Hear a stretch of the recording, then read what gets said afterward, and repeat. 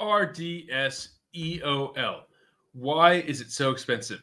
When you use an old enough version of RDS, the old RDS MySQL, eventually you will hit the end of life contract, and that's where your costs double. Let's talk about why that's so expensive. So when you use an old version of RDS, you are automatically enrolled in extended support. And what happens is your costs double in year 1 and year 2, and then triple in year 3. Why is this the case? Why does AWS have to charge so much? Well, they have to backport security features and maintain capability. And maintain compatibility of old software. And that's tricky to do because of something called Hyrum's law.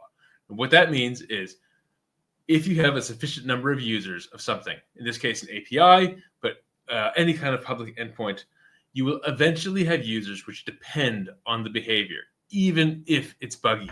There's a classic XKCD here. It says, okay, changes in version 10.17. The CPU no longer overheats when you hold down the spacebar. Comment 1, this update broke my workflow. I used to hold down the spacebar and I configured Emacs to interpret a rapid temperature rise as control. Comment, that's horrifying. Response, look, my setup works for me. Just add an option to re-enable spacebar heating. So that's what you get when you end up having to support old versions of software with bugs, but people depend on the bugs. So what you want to do, CloudFix will warn you as you're approaching the end of life. And we have another product called Query Lens. Make sure to ask us about that. Query Lens can help you understand all of the queries that are passing through your RDS instances.